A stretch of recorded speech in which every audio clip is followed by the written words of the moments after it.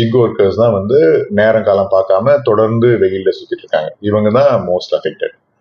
So இந்த மாதிரி அவுட்டோர்ல work பண்ணக்கூடிய எல்லா எம்ப்ளாயிஸும் நிறைய ரிஸ்க் இருக்கு இவங்களுக்கு இந்த ஹீட் வேவ்ஸால. ஸோ இவங்க தான் நம்மளோட மெயின் ஃபோக்கஸ்.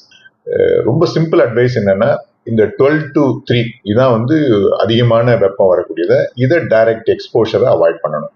ஸோ நம்மளோட ஒர்க் எல்லாம் வந்து கொஞ்சம் ஷெட்யூல் பண்ணிக்கிட்டோம்னா அவுட்டோர் ஆக்டிவிட்டி இந்த பர்டிகுலர் டைம்ல நம்ம பிளான் பண்ணிக்கலாம். 12 to 3 மதியம் இந்த ஈவினிங்ல வந்து 7 to 10 ஓட்டியே தரணும். இந்த 2 டைம் வந்து பீக் டைம். இதை கட் பண்ணோம்னா அவனுக்கு இன்சென்டிவ் கிடையாது. இப்போதைக்கு இண்டஸ்ட்ரியை பொறுத்த வரைக்கும் லேபர் டிபார்ட்மெண்ட் தான் மெயினாக ஃபோக்கஸ் பண்ணுவாங்க. ஏன்னா லேபரோட மெயின் இன்ட்ரெஸ்ட் அவங்களுக்கு தான்.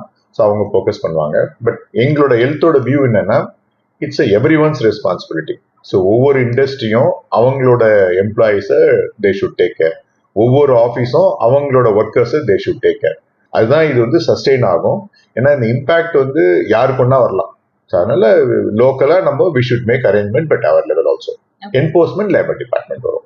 இப்போ ஒரு தொழிலாளர்களை வந்து பாதுகாக்க வேண்டும் அப்படின்னா அவருடைய வேலை பணியிடங்கள் எப்படி இருக்குது, அந்த ஒர்க் பிளேஸ்ல அவருக்கு எந்த விதமான ஆபத்து இல்லாம பாதுகாப்பதற்கான சட்ட ரீதியாக இருக்கக்கூடிய வழிவகை என்ன இருக்குன்னு பாத்தீங்கன்னா நமக்கு ஃபேக்டரிஸ் ஆக்ட். கிக் ஒர்க்கர்ஸ்க்கு அது வந்து கிடையாது. அவங்களுடைய ஒர்க் பிளேஸை டிஃபைன் பண்றதே கிடையாது.